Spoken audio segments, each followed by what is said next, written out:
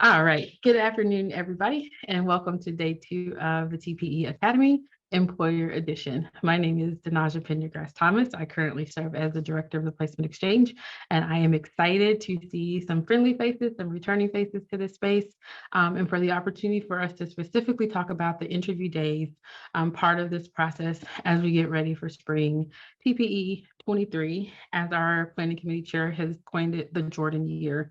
So if the sports isn't your thing, Michael Jordan wore number 3 for the Chicago Bulls. And so since we happen to be a TPE 23, her running joke for committee meetings is that we are in our Jordan year. So I hope that brings us some good luck and a lot of success for everybody who's involved. We do have a guest with us today. I'm going to go through a few slides. And once we get to the introduction slide, I will let them introduce themselves. I think they bring a wonderful perspective to the conversation that we're going to have, and look forward to you all being able to hear from her. And a screen share, and we will jump right in. All right, this is the topic for the day: TPE interview days, strategies for search committee prep, and candidate interviewing and evaluation. Just for context, we never make the assumption that everybody knows who we are or what we do. And so for context, TPE is most known for our year-round placement event. It used to happen 1 week before NASPA in person. And so everywhere NASPA went all over the country, that is where TPE went. So we have been in Indianapolis, we have been in Boston, we've been in Philly, San Antonio, LA, and more places than I can count. We are now virtual in response to the pandemic and in response to trends and promising practices in our field. The costs associated with national recruiting just continue to increase. That's not just financially, that's time away from work, from family, from other obligations. That's impact on travel. That impacts the budget for smaller schools, community colleges.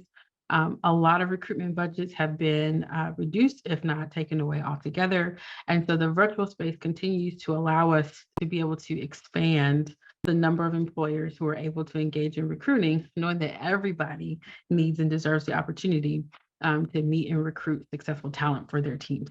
We are home to Aku Hawaii and NASPA. They are my employers. Which is a unique situation, right? Someone has to pay the bill. And so all of the administration and management is done by those two associations. However, TPE is fully autonomous, meaning we serve the entire profession of student affairs. That is why your login to membership from any other association does not transfer over. There's no membership to TPE. There's no unique or added value to whether or not you're part of Aku Hawaii or NASPA or NACA or any other association. We are here for everyone who considers themselves a practitioner in our field, and any employer who is a college or university who needs to hire talent. Our staff is a staff of 1.5. It's me. So I still say we because I consider our committee, who I'll introduce you to in a moment, a wonderful part of the team that help us get done the work that we do. But just know that when you call and send emails, sometimes there may be a delay and may take some time. And that's because it's myself and my partner, Spencer, at Aku Hawaii, who helps me on the customer service side. He checks the inbox, he checks the voicemails, he gets wonderful structure set up like the TPE Academy for us. But we are a small but mighty team. For those of you who don't know, TPE is going in a more expanded direction. As I mentioned, most people know us for being that in-person placement event. I had the joy of working with a task force this past May to think about what it looks like for TPE to really be able to meet the demands of a changing landscape when it comes to recruiting, retaining, and advancing the workforce and student affairs. And in short, what we realized was recruiting happens all the time. Hiring happens all the time now. People are looking for jobs 365 days a year, 24/7. Well, I hope not 24/7. I hope they're sleeping at night. But for the most part, what we know about student affairs in years past, people are not waiting until the spring to look for employment and have that July 1 start date. We are filling vacancies in August, October, January, March, April. And so TPE really wanted to think about what are the changes that we need to and can make to help hiring employers and practitioners who are looking for work be able to navigate a more consistent year-round job search. And so we now have guiding principles for how we're trying to do that. And this conversation about a new platform, our new job board, and our new website that's coming really tie into this. We are looking at innovative practice. We are looking at global knowledge. So what is happening in other industries and student affairs in other countries, to help us look at the changes that we can and should make. Advocacy and responsiveness. How do we continue to look at the scholarship and research to read trends that are coming, to get ahead of trends, or to set the tone with trends instead of kind of running behind things that are already happening and then feeling like we're just a part of the triage, the things that have already been in the works. And of course, the strong commitment to justice, equity, inclusion, diversity, accessibility, and belonging. And then lastly, which I'm really proud of from our task force, is this focus on well-being of the individual and the profession. We do passionate work for students whom we care very deeply about. And sometimes we do that to the detriment of our own well-being. And what we do know is our workforce, our staff, our teams are our most valuable resource. And so how do we, from the very beginning, introduce folks to a recruitment and hiring process that affirms and upholds their well-being, and lays the ground for people to know that they will go into roles and professional opportunities that will continue to cultivate that, knowing that if our employees are well, the work will still get done and our campuses and our cultures and our teams will be well. So trying to shift past viewing potential employees as a means to an end, a plug to a gap that needs to be filled, but actually focusing on seeing our employees and our staff members as very important human capital who we need to invest in their well-being, knowing that if we take good care of them, they will take good care of our organizations and our teams. And so that's our new vision, to provide an unrivaled service that inspires our profession to transform the way that we recruit, hire, retain, and advance the workforce in our field. This is my team. Without them, there would be no TPE in the success that it has happened before.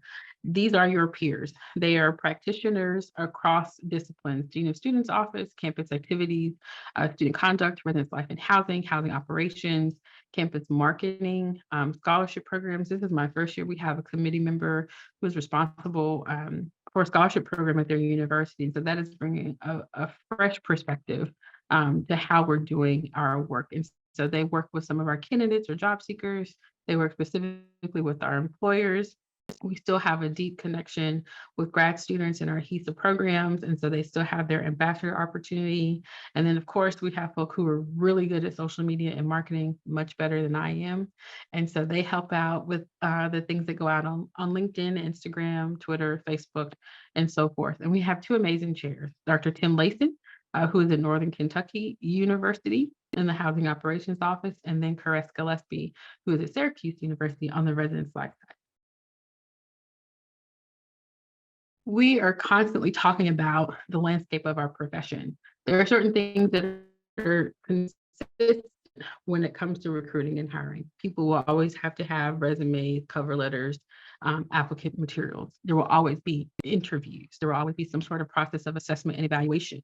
But it will continue to ebb and flow, to develop and to progress, because our currency is people. And so people are always changing and evolving. And so our committee is always having conversations around, for this group of professionals that are advancing in the field and are entering in the field, what is it that they need to be successful? Likewise, you all, our employers, what is it that hiring managers at institutions and universities need to improve and evolve in their recruitment and their retention and advancement practices? And the feedback that we got was more guidance, resources, and tools, right? People said things need to change. Well, what does that change look like? Where do I learn more about that? Where do I pull the tools and resources to revamp or to modify our process or how we engage in recruitment and retention and advancement? Employers told us they need a larger and more diverse candidate pool. We hear you.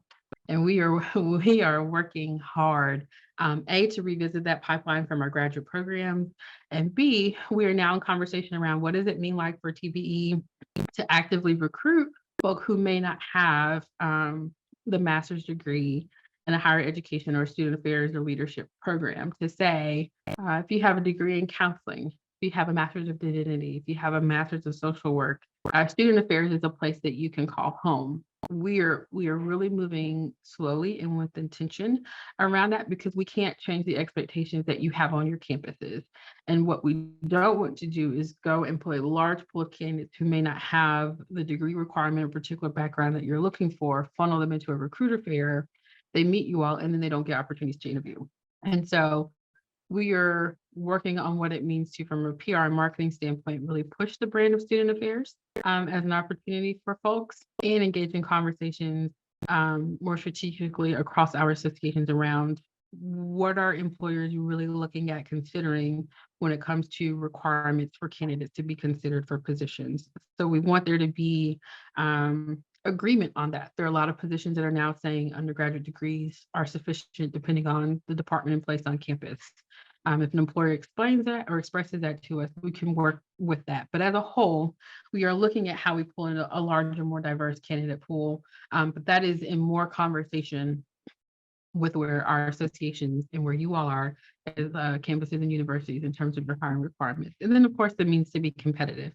Employers talk to us about it's not just salary, it's the full compensation package, which we'll talk a little bit about in this presentation. It's being able to explain relocation or lack thereof. It's being able to explain well-being and mental health support for employees when they get hired. So how do you as an employer work with your HR partner to really understand the full compensation package that's being offered to job seekers, and then really own that and promote that in your recruiting efforts and in your interview process and conversation when you're bringing candidates in. So today's goals. Today, we are going to go through a brief overview of the TPE 23 registration. We'll talk a little bit about the schedule for interview days specifically. I'm going to talk to you about the logistics of how you take what happens in the recruiter fair and shift that over to prepare for your interview days. And then we're going to spend a good bit of time talking about some strategies and tips for success, and then give you some space to share some promising practices or things you and your team are thinking about implementing this year. And being able to talk about that with each other, myself, and our special guest, who I am excited to introduce. Her name is Caitlin Burchett. She is a HR practitioner at Wake Forest University. I have had the pleasure of knowing Caitlin now for almost four years, 3 years at Wake and a year gone now. And my relationship and partnership with her really opened my eyes to the benefit of thinking about a strategic relationship with your human resources partner and going beyond just sending the email to say, hey, can you activate this job? So Caitlin, I will stop rambling and give you just a few minutes to introduce yourself and say hello. Thanks, Sanaja. Hello, everyone. Good to be with you, and appreciate being invited to be able to share some of my thoughts with you at the appropriate time. I've certainly worked with campus life professionals for about 11 years, 17 years in HR total, all in higher education. So certainly respect the work that you all do to support students. So thanks for having me. Absolutely. Thank you for being with us. So a little bit about the technical side, just because there have been a few questions about the job posting options that now exist with the new job board in the upcoming event. The short of it is there's still two options, just like our old site, which is why this box is here on the right. If you were on your dashboard on our old site, if you wanted to purchase job credits, you would have the option to purchase for the event or online, which was our 24/7 job board. And that is where you had the 30, 60, 90-day options. Now that we have our new year-round job board, it is still the pricing options for a 30, 60, or 90-day posting. It just looks a little different, a little updated, a little fresher than what our old site used to look like. You don't see the option to purchase a job post yet for the event because the event registration link has not gone live. So what we have recognized has been throwing people off just a little bit is the exciting new feature that the job board has. Now, when a candidate or a job seeker creates their profile with the new job board, you as an employer can view it 365 days a year, 24 hours a day. That used to be a service that was only enabled during the placement event time. And so people registered really early so that you could have as much time as possible to see all of the candidates who are going to be attending TPE and review their information.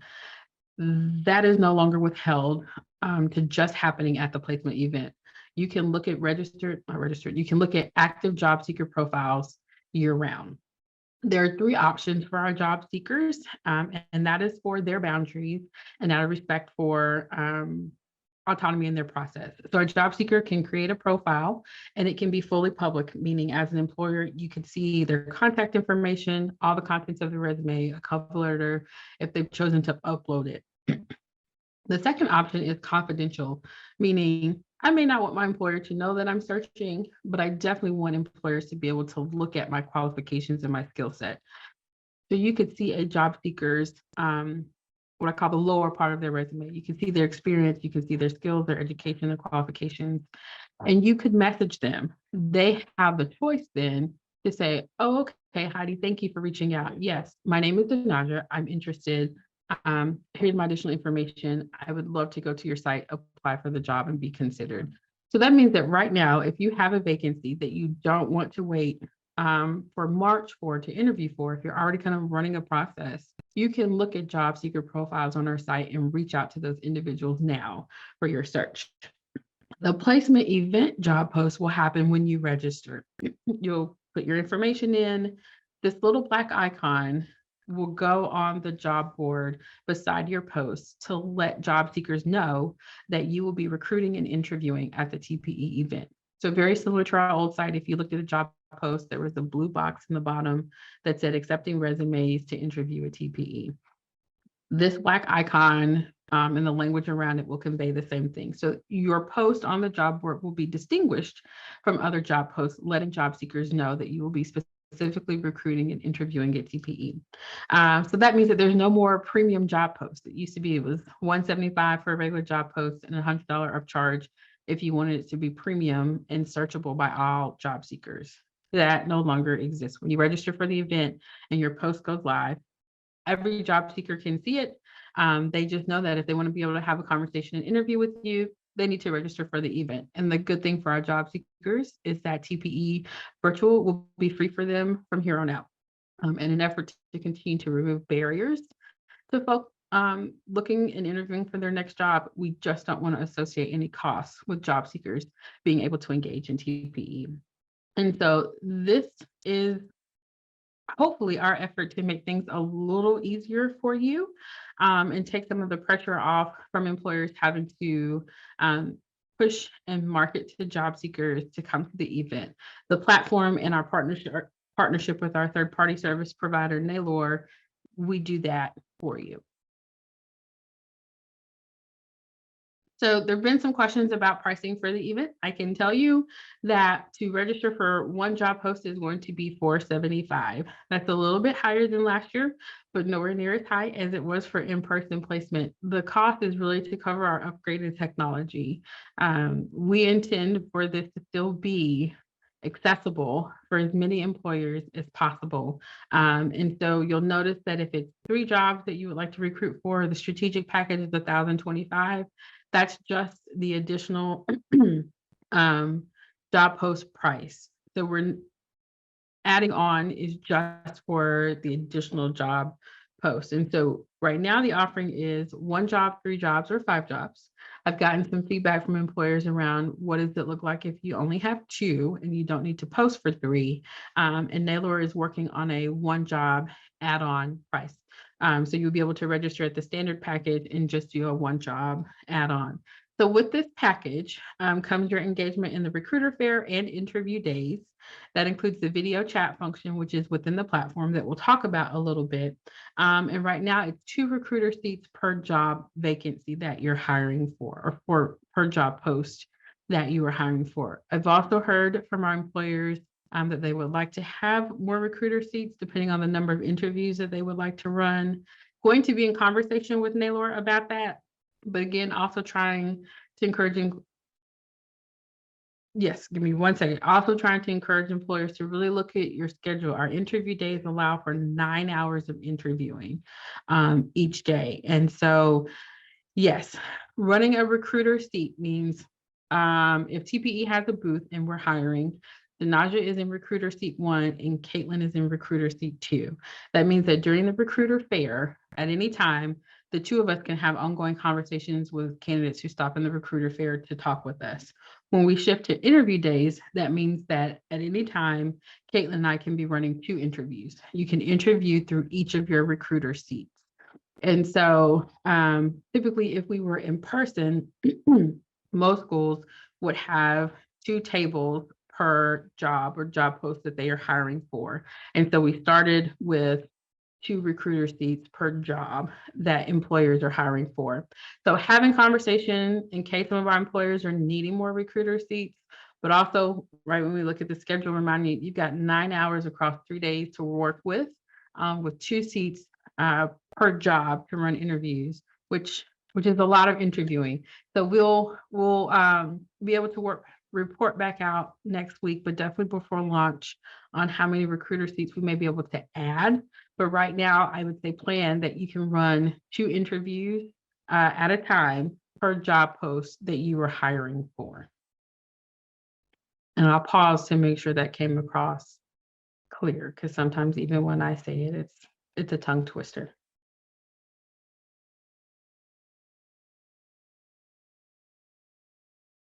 I'm Gotcha, just Brittany. doing Go this ahead, for Heidi. clarification. So we have a committee of 6. 2 people will be able to come to the recruiter fair. And can we tag team, like somebody does it for 2 hours, somebody else does it for 2 hours? How is that going to work? Absolutely. Your recruiter seat is just the login access. And Okay. so some people have to, they do their interview days in teams, which I'm familiar with. So we could use Denaja's recruiter seat, and on Zoom, it could be Denaja and Caitlin here beside me. And then it could be Heidi and Brittany on the other Zoom video channel. So you can still run it in teams. Recruiter seat really is like your point of access. You get 2 points of access per job posting. That's probably more helpful language. Brittany, go ahead. Yeah, and so just to confirm then for each seat, we should then plan on having, if we have 2 interviewers, like they need to be like sitting side by side, or can they be logging in from different computers? They would have to use the same login account. And so that's how the question exactly came up for, could there be potential for more recruiter seats? But because folk run like teams for their interviews. So that's why we're looking into it. That's a perfect clarification question, Brittany. Mhm.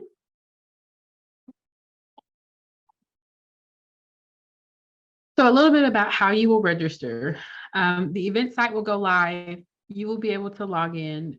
If you already have an account with our job board, you'll be able to use those credentials. That is part of why we're using Brazen. They have an integration contract with Naylor, so it works for single sign-on. If you haven't registered on our job board yet, you'll create an account. And once you do that, you'll be able to post the job in there, and then you will create your booth in your profile. This is the part that has seemed a little daunting or overwhelming for our employers. And what I can say is, once you create it, the materials that you get through your registration include a step-by-step guide for how to, a link to a video to watch if watching a video and following along works for you, and access to call the customer service team and have a person walk through that registration process with you.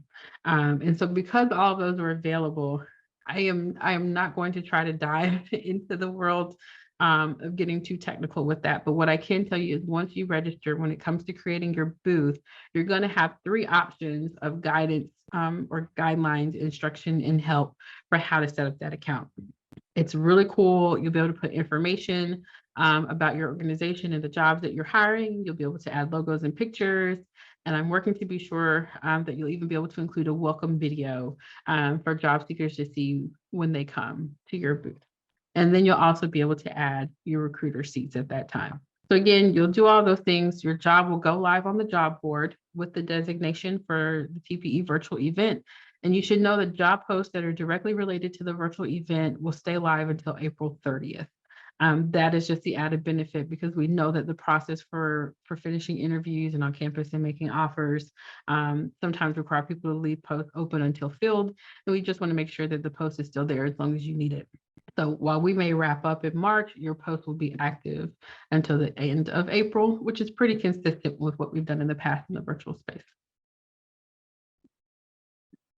So where will and where can your candidates for your interviews come from? They can come from registered job seekers and profiles on our job board. People may see your job. We are encouraging employers to say in their job posts that you will be at the recruiter fair and that you'll be doing your interviews through TPE, so that will drive anyone who views your post and has interest to know, okay, I don't really have to wait to know what I might hear from this employer. I can go ahead and register and meet them on February 22nd and potentially interview with them on March 7th. It will also come from people who may not know anything about our job board, but they hear about the placement event and register for the event. They know for a fact that that's what they're there for, and they hope to interview with you. You can also get your candidates from folk who are interviewing through your university's site. This may not work for everyone, but I have had the opportunity to talk about it and have a couple of employers test it with their university HR. I have a school right now, the job was posted on February 1st, and it was posted as open until filled, and they were able to designate that they will be interviewing March 7th through the 9th via a virtual space. So that people who apply know I can apply anytime, but they're going to be doing interviews on this date. They have talked to their HR about how they're going to do the virtual space. Their campus is already down to a 2-round interview process. And so they have gotten everything cleared to do their interviews through TPE. And of course, they do have their typical backup process for how they run a search for anything that's open until filled. Some employers have said, well, if we only interview at March, are we leaving other candidates out? And to that, I have said, what is your typical HR conversation for where you pause applicant review to start your interview process? And how do you typically integrate rolling applications once you've already started your interview process when jobs are posted as open until filled? That's the conversation that I've had with just a handful of employers. I'm going to pause and say, Caitlin, if you have any thoughts for employers who may want to use TPE to interview and they've already got their jobs that are posted on their campus website.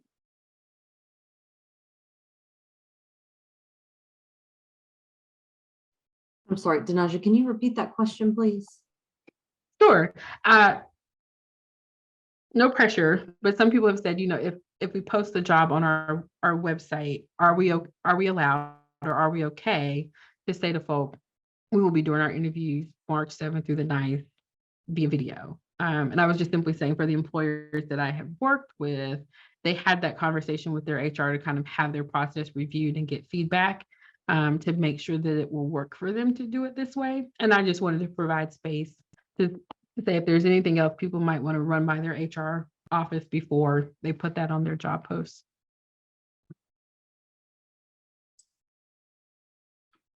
And from an HR perspective, I don't have any concerns with that. I think transparency in your process is always key, right? So as long as you're posting that and considering all candidates within your defined guidelines, so if that's a date or a deadline, then to just be consistent in that practice. Perfect. Sorry to put you on the spot. Some people have asked, like, HR are going to be okay with that? I was like, just go ask them. Tell them what you have. They will be good conversation partners. Okay. Yes. And I like to tell folks the worst thing you'll hear is no, right? So totally fine to ask, but yeah, it's usually not problematic as long as there's transparency and consistency. All right. Thank you for that. And so what comes next? Candidates that you have reached out to or that you have interest in, you've reviewed their materials in the system, right? You no longer have to figure out how to send emails from your own inbox and track that and take notes in the system. One of the benefits is that everything happens in the system. You can send them an email inviting them to sign up for a first round interview with you. What is unique for the candidate experience? Because even we are a beta testing for Brazen, we are a multi-day event with a break in between. So candidates will have to re-register, but all that means is if they get an invitation from you to interview on the 7th, they'll click the link, They'll sign in with their original credentials, and Brazen will pull all of their information from their Recruiter Fair profile. They'll look over it, say it looks good. They'll have access to your calendar to sign up for their interview, and they'll be good to go. One thing that makes us okay with this is that it is our kind of safeguard from candidates just popping into the Recruiter Fair link during interview days, and they don't have an interview. So it's a way for us to make sure that the only people coming into the event on the 7th are people who have been invited by an employer for an interview. And so they would be coming in just to go to your booth, which would be like coming in to sit down at your table. So that's just a little piece of information for you to know what happens on the candidate side once they get that invitation from you. You will be able to put a graphic in your invitation, make it creative, make it very personal, engaging when you send it. And you also, because you can see the candidate profile, we are encouraging employers to follow up with a phone call. If you met a candidate at the recruiter fair, and you know you want to see them on March 7th, you really enjoyed your conversation with them, there's nothing wrong with using that week in between, which is why we're giving it to you, to review your notes, to talk with your search team, to really lay out who you'd like to have conversation with, and have that very intentional communication with them to say, hey, we enjoyed X, Y, and Z. We'd love to know more. You're going to get an email from me this afternoon inviting you to meet us on March 7th for their first round interview. You can use that space to tell them what to expect, to reinforce anything you discussed in the recruiter fair, and share additional information if you feel like it would be beneficial in helping them get prepared for their interview date.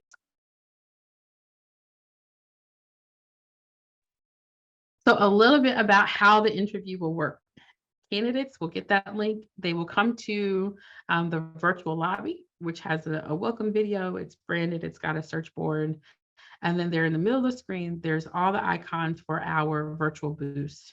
They will go to the relevant booth for their interview. And when they click enter, it will put them in queue, which lets you know that your interview is here, right? Just like if we set up a waiting room on Zoom, sometimes we don't want anybody just popping in and we're in the middle of a conversation. So you will get alerted that your appointment is there in queue.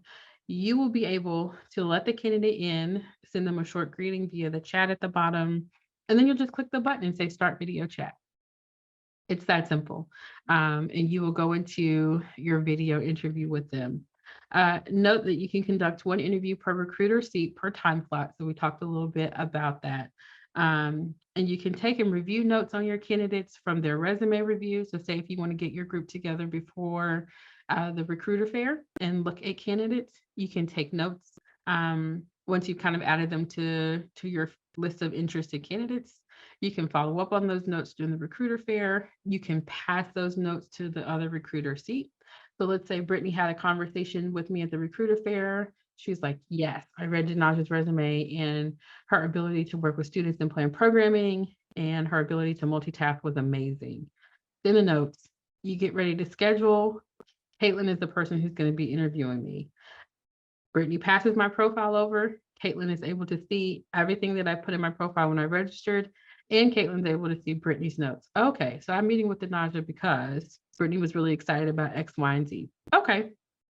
Caitlin does her interview with me. She keeps her notes there. When you finish, you all are able to, again, have conversation.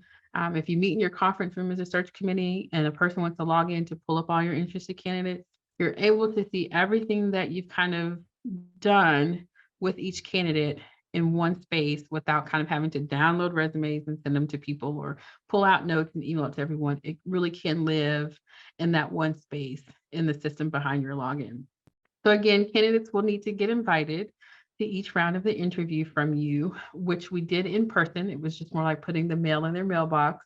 This time it's sending an email to their inbox, but it continues to give you an opportunity to really brand your communication and your engagement with candidates, and at each round make them feel valued and sought after, and that you're excited to speak to them again. Any questions? This is a very short overview about how it works, but I hope it paints a bit of a picture for you, but I can take any questions that you might have.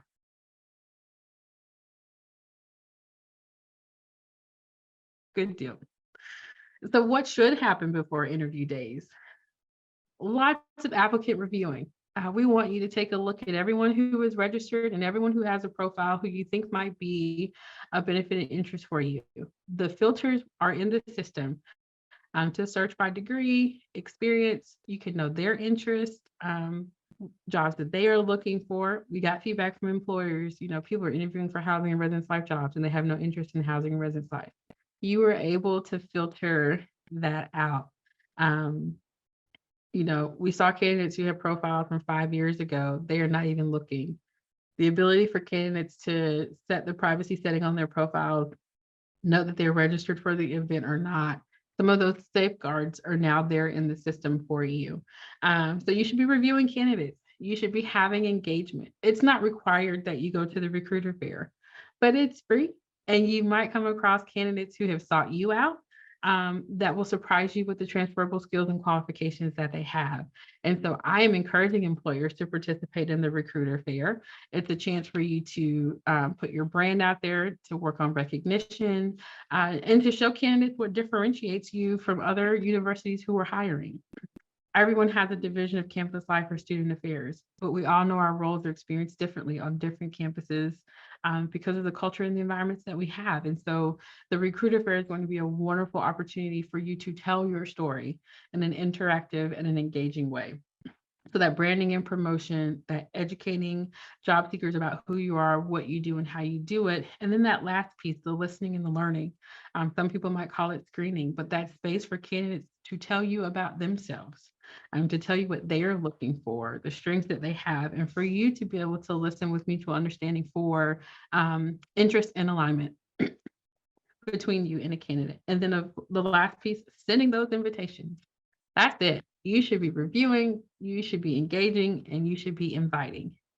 We can't make an employer do something, but we are strongly admonishing you to not do any pre-interviewing before this time. A lot of feedback from job seekers is confusion about the lack of congruence across process.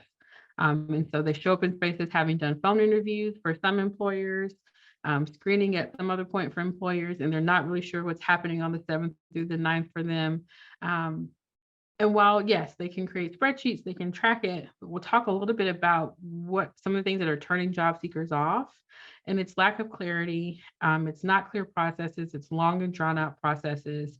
And so, in this space, you can do screening at the recruiter fair if you would like. And then you have opportunity to do up to 3 rounds of interviews on interview days. So as best you can, we were asking employers to not do any pre interviewing before we get into interview days. So interview days are March 7th through the 9th. We are trying to run them by time zone. As you can see, for the most part, it means that everyone will be on at the same time. But we are working around well-being, right? It's 9 hours that you are available to interview. It's a lot to have people interviewing from 8 a.m. in the morning to 7 or 8 p.m. in the evening, which is some practices that we have had in the past. And we also know the reality of it is the candidate pool does not quite look like it looked in 2018, 2019. And so last year showed us that most of the interviews can be done and be done efficiently without us running a 12-hour schedule. I do want to add that with the new feature, you all will be the ones to set your schedule, and your invitation will ask job seekers to sign up for an interview time. That is a bit different. In TPE's past, employers have just messaged job seekers and said, I have plugged you in for Tuesday at 2:00. And job seekers have panicked and like, I'm already double booked. How do I tell an employer no? Because another employer has already reached out to me.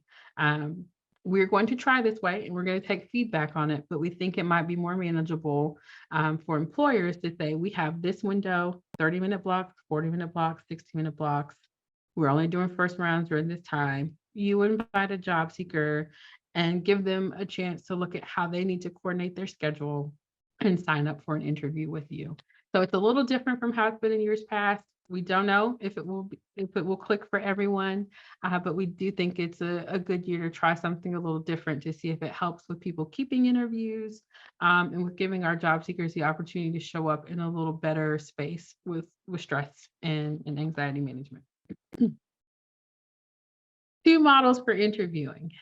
You don't have to turn your camera on. You can use the hand raising feature, but I'm just curious to see how many of you run a 2 interview process before you make an offer? All right, again. Thumbs up from Caitlin. I knew that one. I got thumbs up from Heidi and Allie. Okay. Brittany, do you all run a 3-round interview process? We do both depending on time of Okay. year. Okay, wonderful. So this was a point where I wanted to have some conversation before I talk about what TP is recommending. If anyone feels comfortable, would love to hear you share what your interview process looks like, be it 2 rounds, 3 rounds, or some variation of the 2. I can start. So as I mentioned, I think our process, it depends on the time of the year. So if we're doing a 2-round interview process, the first will be a traditional screening and, gauging interest in both the institution and, what are the, passion areas and strengths that a candidate might be bringing as it relates to conduct, curriculum, supervision, etc. And then we do a final round, a virtual interview final round. We've never returned to on-campus interviews. But last year for TPE, we did do the 3-round process and we set it up similar to how round 1 and round 2 is phrased on here. And then round 3 was just a shorter virtual round interview. We don't do presentations, but we do incorporate like a virtual tour of our campus and some time to see the staff apartment, etc. Appreciate you sharing. Anybody else want to share? Sure, I can share. We do the 2-round interview process. This is my first time doing the TPE, but our process pretty much stays the same. We do the pre-screening with a search committee. Usually it's a phone process. And we have started to do some back on campus interviews. Some are depending on the position, whether or not we're doing it virtually or if we're doing it on campus. We've changed the process a little bit, shortened it down. We've received some feedback that our process was daunting, busy, a lot of information to process. So the on-campus interviews we have worked on this year. But yeah, basically, I believe with the TPE in the past, they've done the screening at TPE and then in person or virtual because of the pandemic. But I imagine this year we will go back to in person if we're interested in a candidate and looking to pursue them further. So. Awesome. Well, I must say, I am so happy to hear that your campuses, it sounds like, have taken feedback from candidates and taking cues from potential lessons to learn going through the pandemic and shifting to endemic. What we learned last year through TPE and following up with some of our employers was that a good bit of them did 2 rounds, and on Friday they were calling candidates making offers. And I'm not saying that will happen for everyone, but we decided to take notice of that and ask them, what did you set up? How did you interview to make that happen? And so what we heard from employers was exactly what you shared.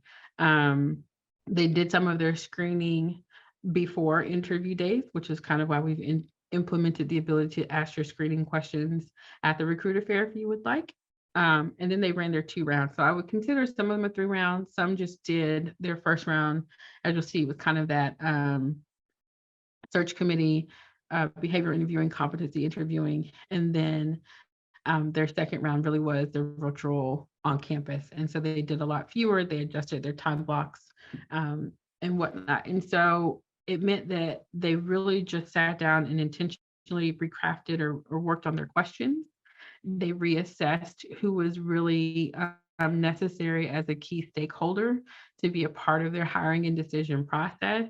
and they just did some communication and pre-planning in advance so that whatever their final round looked like, it could either happen during TPE or happen shortly thereafter, so that they could reach out to candidates fairly quickly.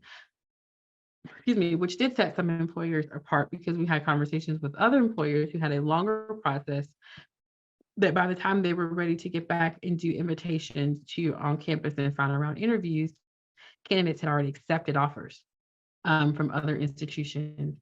And so what I'm going to dive in again, right? TPE can't make you all as employers do anything, but we are trying to introduce you to and encourage what we consider to be some promising practices to help you be more efficient and intentional with your schedule and be able to get offers out to candidates a lot quicker. We really don't want our employers deep into April and May and still trying to work out your hiring and recruiting process. So this system will work for what we say are two models. One is a 2-round process. And so round one really being if you have one person who does your screening questions, or a search committee who does screening, or more really your behavioral and your in-depth interview questions, whatever that looks like, that's your first round. And then on your final round, that includes your search committee or your key stakeholders if you're able to work that out. If you happen to still have a formal 3-round process, it still works out for you to use round 1 as your screening, round 2 as your search committee kind of questions, and then round 3 as your key stakeholder interviewing. When I say key stakeholders, I say that to say it may be virtual on campus, it may be in person on campus, it may be half day, it may be full day, whatever that nuance looks like for your campus.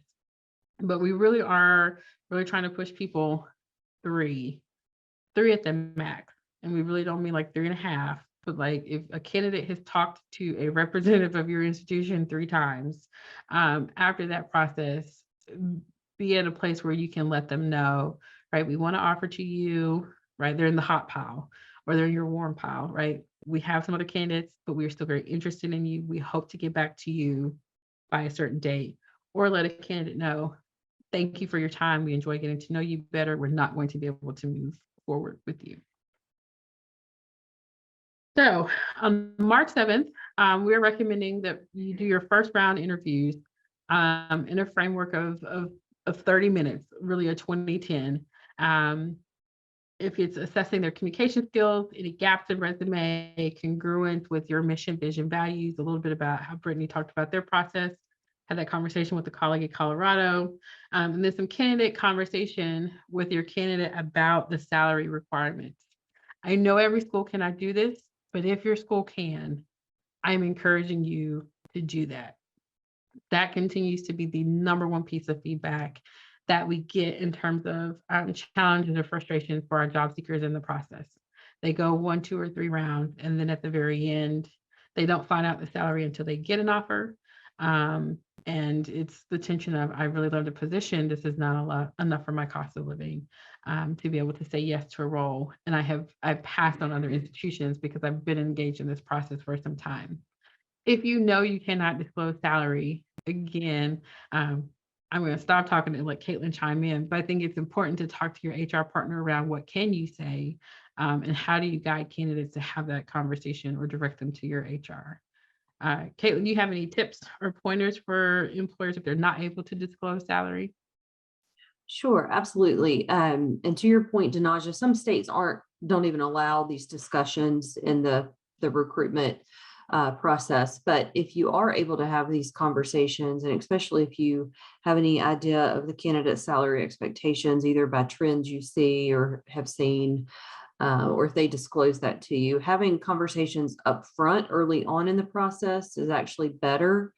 Again, just transparency, because to Denaja's point, if you get to the end of a process and then have that conversation, everyone's kind of frustrated if you realize, oh, this doesn't meet the candidate's needs and is outside of your budget requirements. Full disclosure, at Wake Forest University, we don't publish our salaries on postings. So what I tend to do is just kind of give a ballpark of this is generally kind of where we are, and make sure that the candidate's comfortable with that up front. years ago, maybe even like before the Great Resignation, our approach might have been a little bit different, but in practice, I have seen this work best, this being having conversations up front. And I want to take a moment, not get us off subject, Denaja, but this is also your opportunity to talk about total compensation. So not just the hourly rate or salary, but what are benefits that set your campus apart? Is it your paid time off and your holidays, your medical benefits? We don't do this, but I hope we do at some point soon to actually be able to show someone what that looks like, that being the total compensation. Because if you get into cost sharing, like the part that your employer pays for medical insurance, for example, things like that. The other piece I want to mention here are any benefits you have, and you might already be doing this if you have any tuition concession or agreements with state systems, things like that, to make sure that your candidates are aware. Retirement's another one. What do your retirement benefits look like? So again, just to be talking about that total package, so that candidates are fully aware of the benefits outside of just that paycheck each month.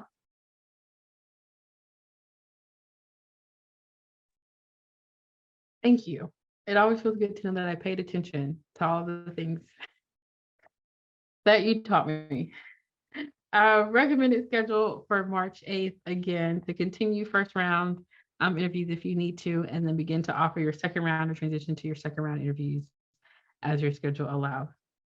And then lastly, March 9th, and hope that everyone is wrapping up their second or final round interviews on that day.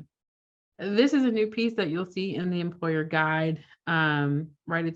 It's in blue. This is a recommendation. We are not requiring employers. We are strongly leaning into this and asking you to take it into consideration. Use your Friday into Monday and Tuesday to go ahead and gather your search committee to review all those materials, your notes and your feedback, and be prepared to make your recommendations or your decision to extend offers to folks for on campus, if that's what your in-person, if your process is for in-person interviews. So that when we get into the week of the 13th through the 17th, you were able to go ahead and meet your candidates. And I know if you got to arrange travel, that may be tight. You got a disclaimer down there. But if you can go ahead and talk to your key stakeholders, get those holds on their calendars and say, we're going to be wrapped up meeting with candidates on the 9th. We want to be as competitive with our timeline to get candidates on campus as possible. What's your availability for the week of the 13th through the 17th? Because we can tell you there will be some people for you to meet. So work in advance as you can to go ahead and have that lined up and be able to communicate that to job seekers that you're going to be ready to see them the following week. We are working with our job seekers on the other side to know that this is the kind of recommendation we're making to you all, and for them to be prepared for the process to continue to move and not have a lot of gaps in it as best as possible. So we know this may be tight. If you cannot get candidates to your campus by the 17th, all we are asking is that you at least communicate to them and let them know when they will be on campus by the 17th, right? So that is a little over a week to let every candidate that you have interviewed with, if they're a finalist, let them know that they're a finalist, whatever that looks like for your campus and your process. Candidates need to have heard from employers by the 17th. And so, yes, we know you still have to work with your campus HR. We don't want you out here bucking the system or just charting a course without checking in with those who you need to be accountable to. All we're asking for is that you be mindful to keep your process as timely as possible, and that you communicate with candidates about your process as timely as possible. And so at every point, there's nothing to be lost by letting a candidate know what comes next and what they can expect. It just helps them prepare and helps them to show up as their best. And ultimately, I think it will put you in the mind of a candidate as someone who is interested. And for job seekers who will be navigating multiple offers, anything and everything that positions you in their mind as being a clear communicator, is being intentional and timely, and is making the job interview process as smooth as possible can only help you. It will not harm you when candidates are considering multiple offers from multiple employers. So I want to pause here. Caitlin, anything you want to add for our employers in thinking about their interview process and conversations that might be beneficial with their campus HR partners? Certainly. Yeah. And, depending on your campus and your campus size. So before I was at Wake, I used to work in the community college system. So I know it varies, to meet with your HR rep, partner, consultant, whoever you have. I know sometimes it can just be a few in one office. If you have a recruiter, that's probably a good place to start. And I like to focus on, in terms of what you're wanting to be able to support your hiring as much as possible, is what can you do? What are you allowed to talk about, as opposed to what you can't talk about? I am a big advocate for communicating with candidates. If you think about it in terms of your brand and the experience that this person's going to have, even if you don't end up hiring them, it could be 5 years from now, right? Where they're back into the job, looking for a job, or 2 years. We know people shift around more frequently. For them to remember the experience they had with you, whether they were hired or not hired, as a positive one. And we know the world and the way the associations, and especially with the, I would say, a really small population y'all have with the pipeline of folks coming out of these graduate programs, that people talk. Your networks are not real huge, if you will. So if someone brings up their experience, that it would be a positive one. Depending on your HR department's guidance, you may be told you can or can't speak with candidates. I don't know if anyone wants to share, what their experience is. What I've done in my practice, and what we're okay with doing, is even if we're not sure, like, are we going to hire this person or not, we keep them what we call warm.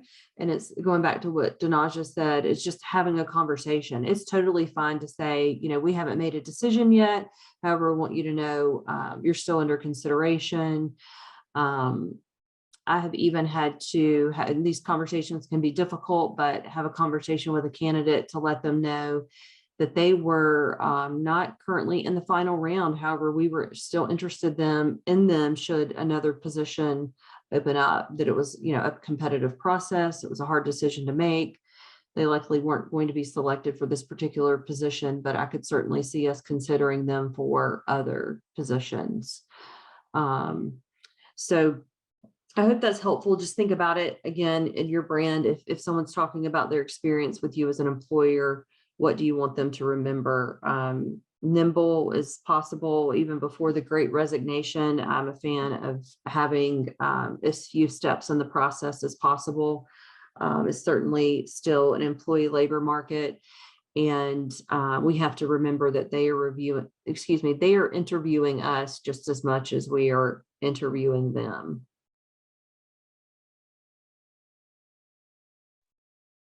Yes, and amen. Anybody have any questions at this point that you want to ask about what I've shared, or any questions for Caitlin for where we are in the presentation?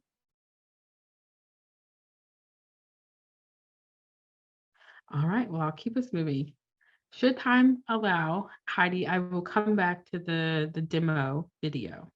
If it doesn't, you're going to get the whole presentation, but I will also make sure that the video link is in there. So again, I love it when you co-present and your co-presenter is more knowledgeable than you. It's a natural transition. So some of the tips for success: be as efficient as possible. Provide candidates with important information so that they can be prepared. There's no harm in letting them know your full interview process and timeline. Pertinent information about the role, your team, and your organization. Just had a conversation with a VP down at ECU. They are revamping all of their position descriptions. He has taken a look at some other industries in the ways in which position descriptions have become more dynamic in talking about the culture and the environment, really narrative telling or storytelling on paper. So it's not just a list of responsibilities with the role, but trying to help job seekers see how the role fits on that campus, what distinguishes doing that role at a particular institution versus another. Um, and so you may not be able to completely rewrite your position description, but you can use different moments in your process to make sure that candidates really understand not just the job, but the place they'll be doing the job, the people they'll be doing the job with, and the impact that the role has on your campus. Who is the contact person for questions and interview issues? Sometimes we get so carried away, we forget. I actually just need to introduce myself as search committee chair or hiring manager, and say, feel free to reach out to me if you have any questions or concerns. Date and time of interviews, let candidates know who they'll be interviewing with. They want to be as professional and personal as you do. And so as a hiring manager, you have the luxury of seeing all of their information. They are dependent upon you for a lot of the information that they need. And so there's no harm in saying, we'll see you on Monday. And on Monday, you're going to meet Heidi, Brittany, Denaja, and Allie. They are members of our campus life staff who work with student government or whatever your capacities are. Because you can believe our job seekers are going to go Google, they're going to go look on your campus, they're going to do their own research to be prepared to talk to who they interview well. And then the purpose of the interview and any materials that are needed, particularly if you're collecting samples or you're giving a case study or they're going to do a presentation, make sure that you send that information out. Be prepared and thorough. I chaired a search committee and we had to have a small coming to Jesus, a large candidate pool, high expectations for candidates to be professional and ready. And the search committee walks in and they haven't looked at candidate materials. That shapes the conversation. You don't want to use your interview space to rehash or regurgitate things that candidates have already submitted to you. That doesn't look well for you as a hiring manager and for your university. So make sure that your interviewers are prepared and thorough and have reviewed the materials that candidates have taken the time to submit. Use that interview space to make genuine connection. We don't need to haze anyone. If they've made it to the interview phase, that means that they have let you know that they meet your qualifications. And so now you're looking for level of competency. You're looking for what distinguishes or makes that candidate unique. It is okay to make that connection in your interviewing questioning. Really try to do that. And then one that isn't talked about enough that I'm an advocate of, you may need to work with your HR around what that looks like, but solicit feedback on your process. I think the things I do are amazing. But after this presentation, you're going to get a link from me to ask you, did we really hit the mark? You don't necessarily have to send a survey to candidates, but if your process is done or at different points in your process, it's okay, to say, thank you for interviewing with us. We would love to know your feedback on your experience. And working so the candidates know that that's not marking them out from being considered from your institution again, but it means that you're invested in innovation and in improvement, and you don't know that unless you get that feedback from the people who go through your process. So I often encourage employers to get feedback on the communication, the timeline, and the level of engagement the job seekers experience. It can only improve your impact, your brand, your reach, which is what Caitlin talked about. It's a small candidate pool. We're a very tight niche field in student affairs and people talk. And so anything that can continue to help you get feedback to improve or expand on to improve, because things aren't always bad, but expand or be innovative in your practice will go a long way in the word of mouth brand recognition that people have of their institution. Be open, be clear, and be honest. I get stuck on the be honest, and Caitlin said it. People really can't accept a no. It's a lot harder to do the mental gymnastics to figure out what's going on with silence. And there's nothing worse than applying for a job, thinking you're in a process and it's 3 weeks, 4 weeks, a month, and you find out that the position was filled because you find out who got the job. Just let candidates know, if it's not going to be for this position, but we were impressed with the set of skills and competencies that you had. If another position opens, we would love for you to apply. I can work with that as a job seeker. I can even do the work to learn this just wasn't going to be a good fit for you and for us, but we wish you success in the future. You didn't waste my time, and you have freed me and allowed me to focus on other opportunities and other positions. So really let candidates know, be prepared to follow up with everyone who visits your booth during the recruiter fair in some capacity. And at each round of your interview process, be prepared to follow up with your job seekers. Be in contact with your HR to know what that looks like. Some people assume communication will come from HR at some point. Make sure you have a good understanding of that. And if you find out that you have the option or the ability to send communication, I would say take advantage of that, because it comes back to that interpersonal connection with job seekers. In this presentation, there are some links. I promise we don't pull these ideas out of the sky. You're meeting Caitlin. She's been doing this for more than 15 years. I have become an HR nerd. I'm always reading now about industrial organizational behavior and hiring practices to make sure that what TPE suggests and recommends is really grounded in work of the professionals who do this really, really well. And so these are just a couple of articles that I think would be great reads if you want to have some conversation with your search committee, or if you're a hiring manager really just trying to figure out how to get a handle on being responsible for this process. There's a little pull quote here. One of the articles is around shifting to a competency approach for doing your interviews, and talking about how, or the ways in which the competency approach can help guard against bias and some other things. And so as we as a field talk about strengthening and diversifying our candidate pool, there's really going to be an emphasis on how you read and understand the transferable skills that job seekers bring. They're doing the work to talk about that in their applicant materials.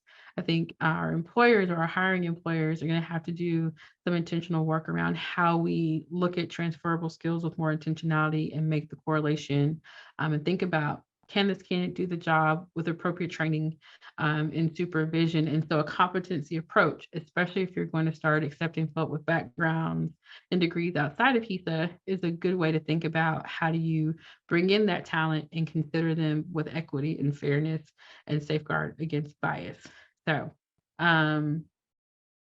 and lastly, Caitlin said it, so I'm not going to repeat these, but this is the biggest thing I really want employers to know. The market has changed in this regard.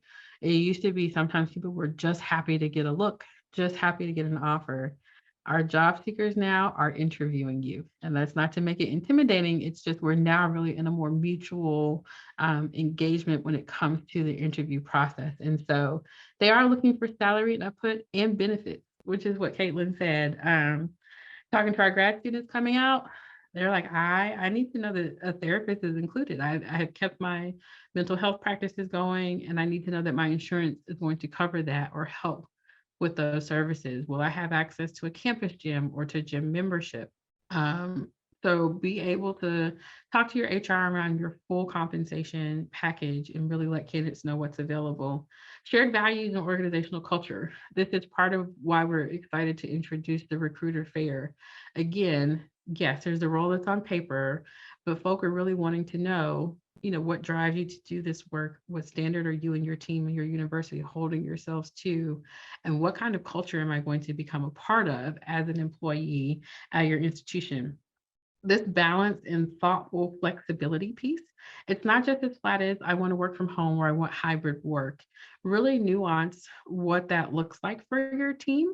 Be able to talk about why it's possible or not, what's available. A lot of folks have gone through with summer hours. We know we serve students, and so nights and weekends are never going to go away. But can there be flex time in the morning when folk have had late evenings?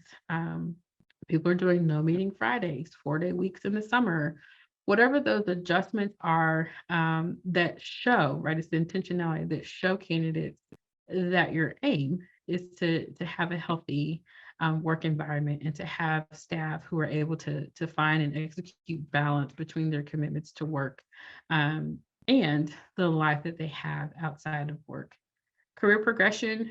There are a lot of articles right now around job seekers not feeling certain about how they will advance in the field. We have typically not wanted to talk about advancing to folk who are interviewing for fear that they were not interested. But people are now really looking for professional development. They're actually looking for job security and stability and belonging. And so if a candidate can interview with you and know, yes, this is the current job I'm taking, but there's going to be opportunity for me to build skills and competencies that will make me competitive. I've got a supervisor I can be pretty open with. So whenever they're ready to advance, right, you've already initiated that with an open conversation. They know you're invested in their skills. Hopefully they'll be able to advance and stay at your institution.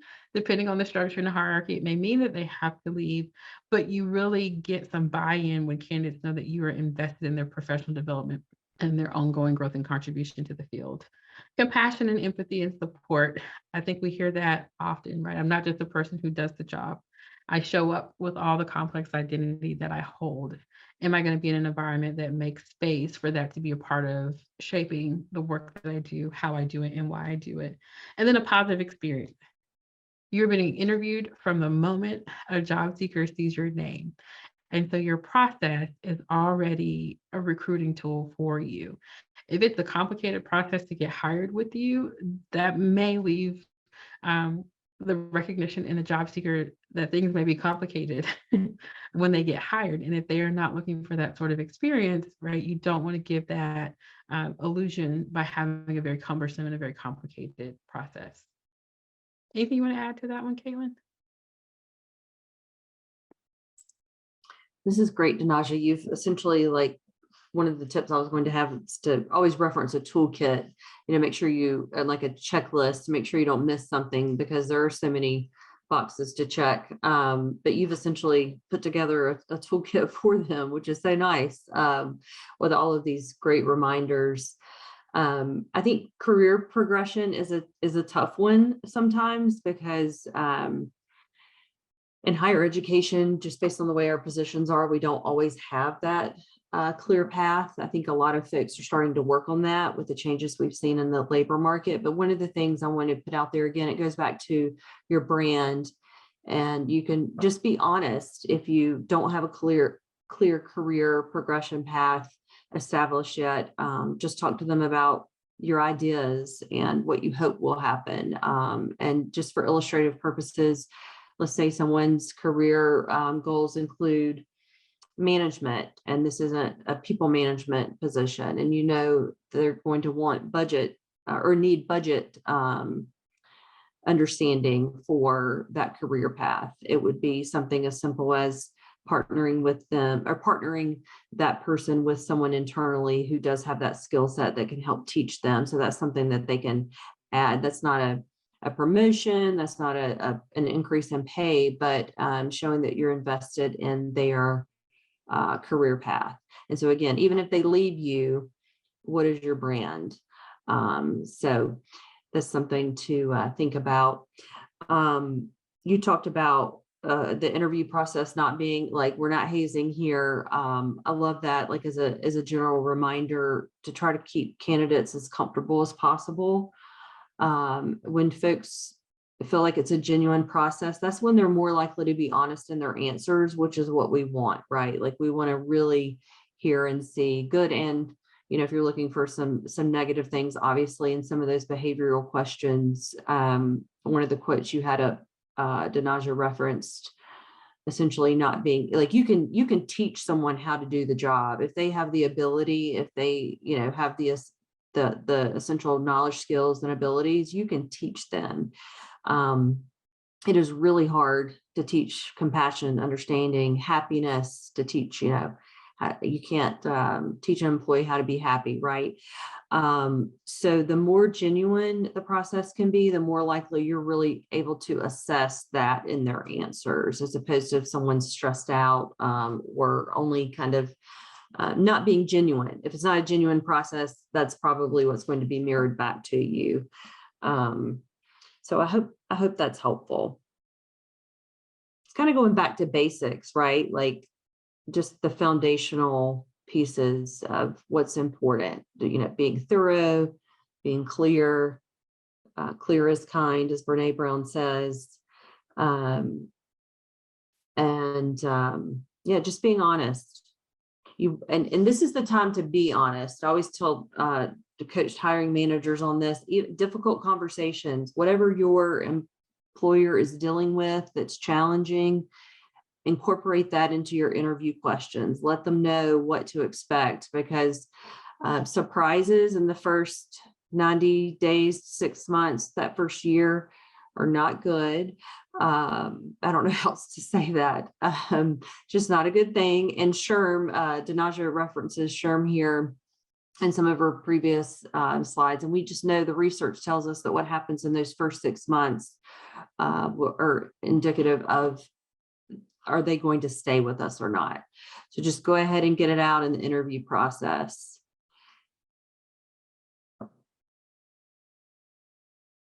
Thank you for that. I appreciate it. I think as a former hiring manager, being comfortable with some of the difficult conversation was important when we introduced the community director role. We had a laundry list of things that we knew would be great for our campus and would be innovative. But part of looking for a diverse team was being honest about what they would experience, right, in a small town in North Carolina at a private Southern PWI. And so there was a lot that we wanted, but we also wanted our staff to feel job satisfaction. And so how could we be honest about what their experience would look like, on campus and in community at Wake Forest, and convey that we still really want them, but they may need to intentionally think about how they will find community, experience it, have their network outside of campus, and things like that. And in full transparency, we lost someone in the first 6 months. And, they were honest. They were like, you're a great supervisor. And it was everything you said it would be. So I appreciate that I didn't feel lied to. I just haven't been able to find what I needed to feel like I could stay. And so that was hard, but I appreciate it, right? That the feedback was, you told me, I knew. And it's exactly what you said. I would have been more heartbroken had they been like, you told me I would be fine here. And I'm not fine here. And so sometimes people do part ways. I had to learn, right? I need to roll back some of my ambition and be more on par with the rate and the pace of change on our campus. There are lots that we want to achieve, and we're not quite there yet. We're making those strides. And so even in bringing candidates in, it's hard to look at someone sometimes that you can't pass up. You're like, this is too good to be true. And you want your hired employee to have a good experience. It's an investment on everybody's part.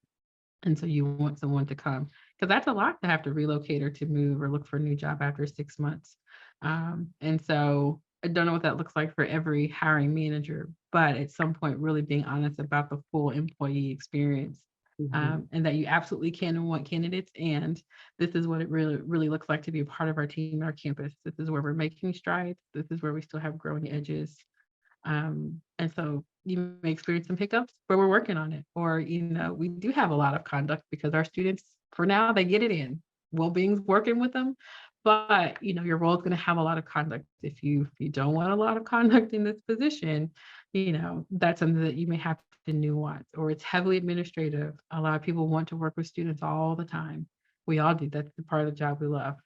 And some roles have a heavy administrative component. And so are you really going to be able to manage your time well to meet the administrative requirements in addition to the time that you spend with students or whatever that looks like? So Caitlin, I appreciate you bringing that up. That was a huge lesson for me as a hiring manager, really being able to talk with honesty about the institution and our team and still be proud of the work that we're doing and where we are, but to not paint a picture that would lead someone to feel like they've been misled once they get on campus and join our team. Absolutely. Yes. All about managing expectations. For sure.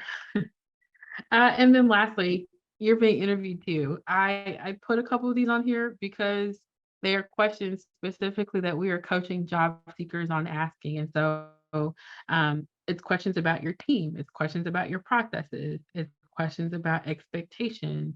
It's questions about vision and goals for your university, how your teams are built, and how you all manage change, right? Every vacancy is not because someone left, right? Sometimes it's because you finally got approved for a position that you've been wanting for a really long time, or you're experiencing growth.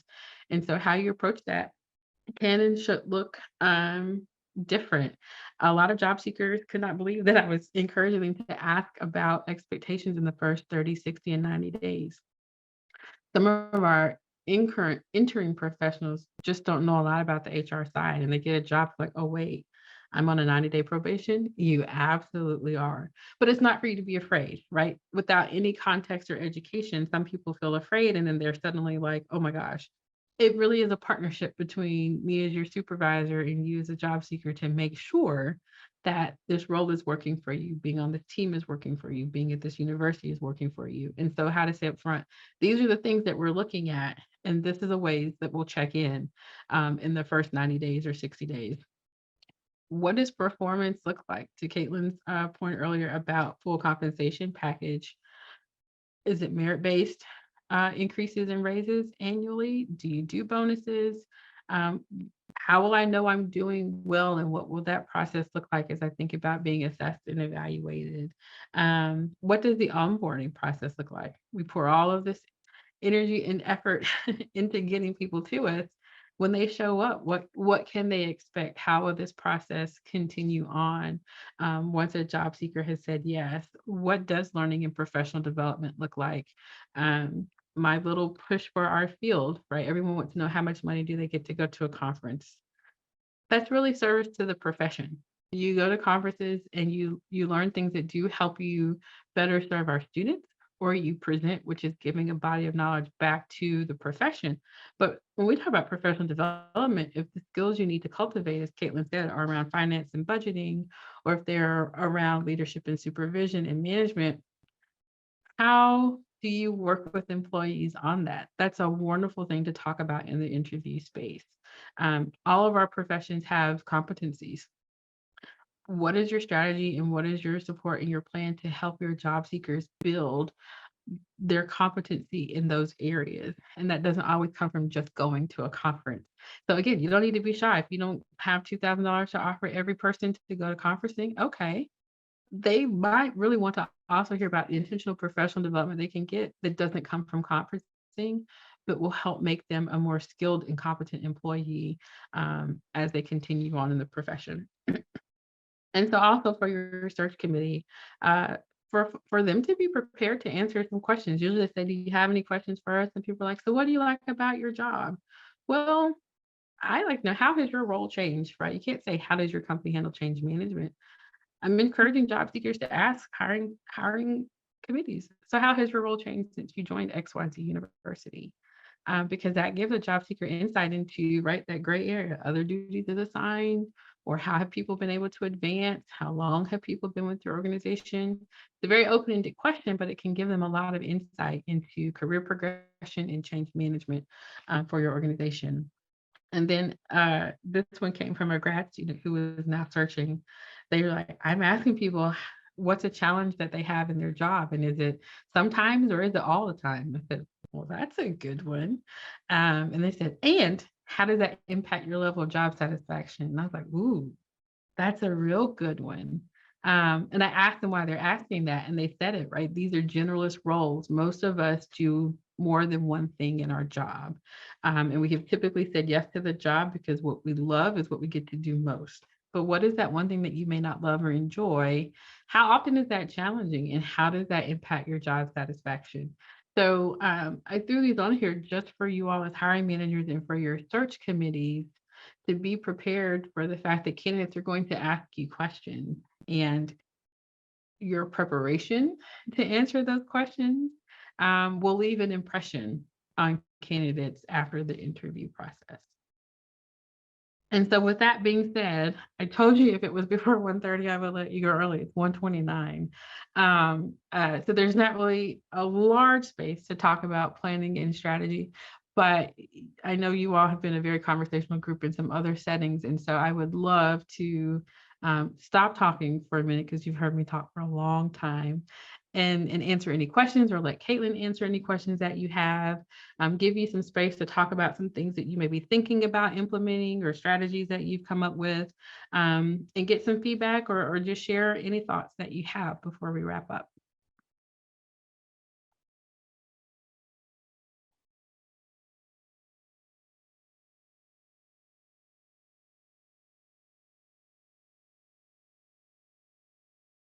I just want to thank you for this. This helps me feel a little bit better.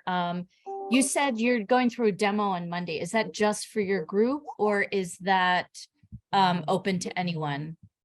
Oh, sure. So the walkthrough on Monday is just for me. It will be my first look they have finished building the site, and so it'll be my first walkthrough.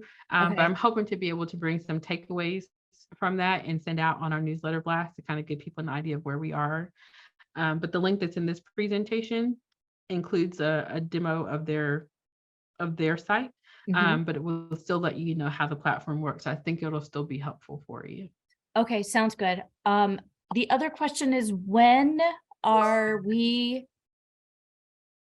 the registration be open for us to sign up to start to build the information for us? Sure. The deadline that I have is February 13th, so it's a week from when I have my walkthrough. If things look amazing, they said it could be earlier. If they have lots of tweaks to make, it would be the 13th at the latest. So we will have a little over a week to kind of learn it, teach it, or is it going to be pretty easy, self-explanatory? We just register. Sure. So you register and then you build your booth. Building your booth, my understanding is about 30 minutes to an hour. What we will offer in that week are 30-minute blocks for employers to join us and do walkthroughs. So our TPE committee will pretend to be job seekers, and it will let you get a feel for how it works to have a job seeker come to your booth, for you to admit them, run the conversation, and get a feel for that. So in that week, we will be running 30-minute blocks for you all to come visit with us and get a feel for how to use the site. Okay, sorry, I'm a question person. I have 6 people on my committee. Will they all be able to log in and go through this process so they have an idea before recruiter day, before interview day? Anybody who's going to participate can sign up. Okay, so all 6 people can sign up, but we're only allowed 2 people to participate each day at a time. You will have 2 recruiter seats per job. So if you have 1 job right now, it's 2 recruiter seats. Okay, I have many. Okay, let me process that a minute and see if I have anything else and let other people ask questions. No, you're fine. And in fact, let me pause here and just say thank you all for joining us. I'm going to stop recording. That way you can all ask questions and feel comfortable doing that.